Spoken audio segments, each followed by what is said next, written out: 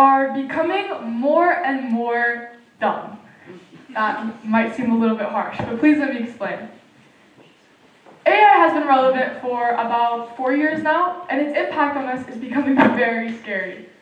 We are giving machines the power to manage our curiosity, our memory, and our problem-solving skills.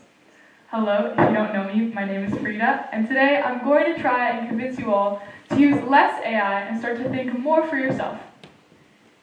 Let's start with a very brief history of AI. It actually started with this guy in the 1930s, and he first came up with the idea to develop a computer that could learn from itself, almost like a human can. He was a British mathematician and logician, and his name was Alan Turing. But AI has obviously grown a lot since then. But the main thing is that it is becoming easier and easier to access.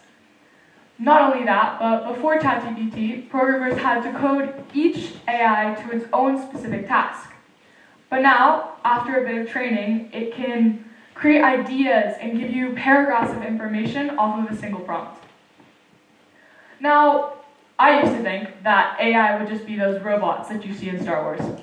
Turns out it's not, which is really boring to be honest, but it actually looks more like this. But what started as a simple means of generating information quickly has turned into a highly reliable tool that many people use on a daily basis.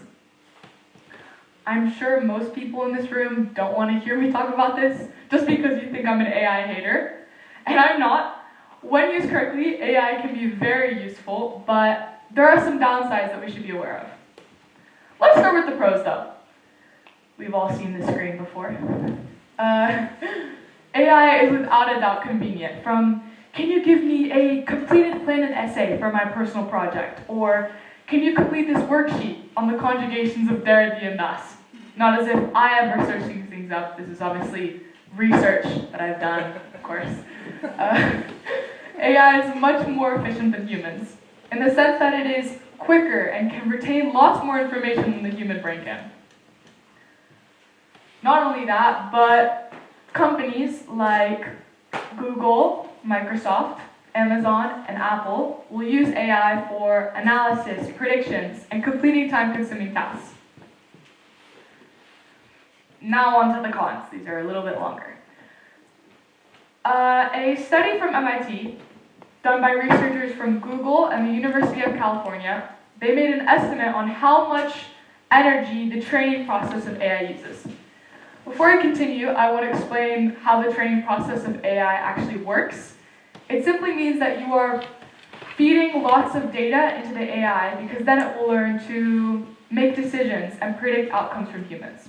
So, this training process used about 1,287 megawatts per hour of electricity.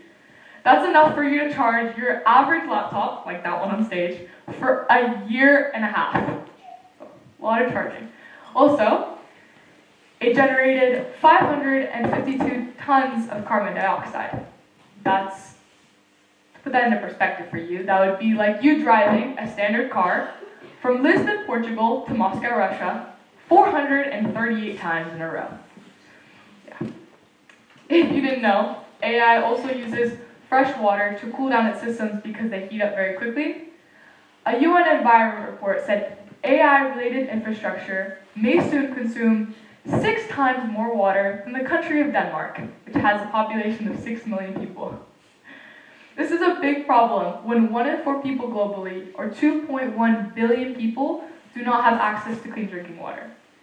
We are very blessed in this community to have the many great things that we do, and the simple things like a glass of water can be taken for granted. After everything I've said, we can see that AI is useful but has many downsides. But not only is AI affecting our climate and our home, but it's also affecting our minds as well. Like our school, many schools have placed rules or full-out bans against AI when, in the end, students still use it anyways.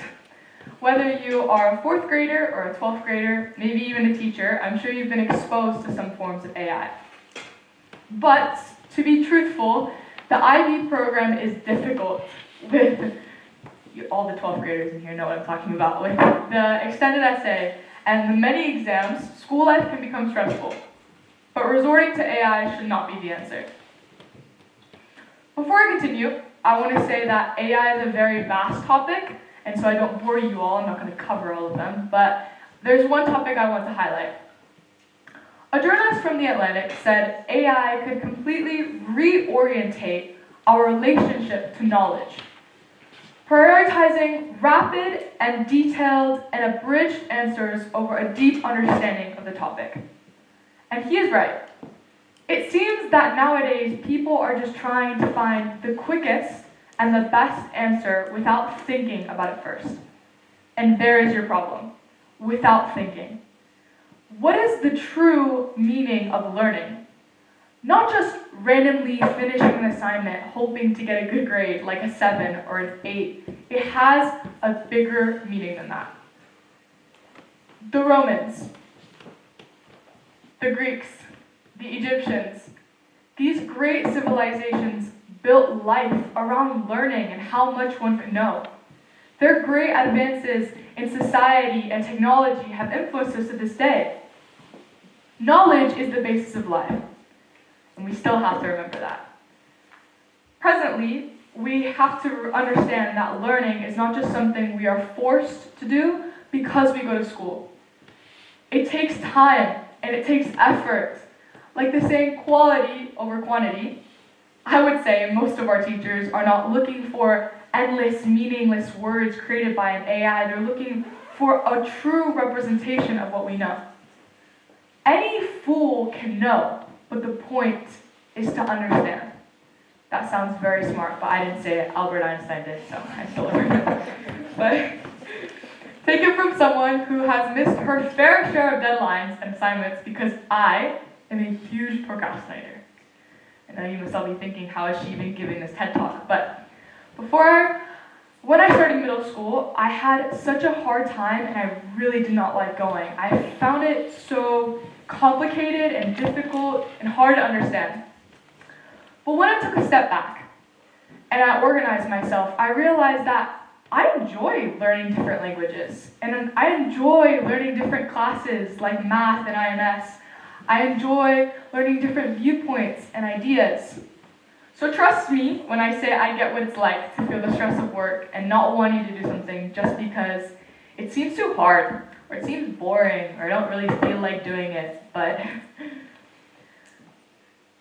there is a secret to getting ahead, and it's getting started.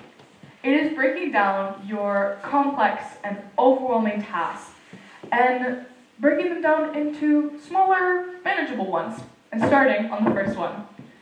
As Nike says, just do it. Thank you.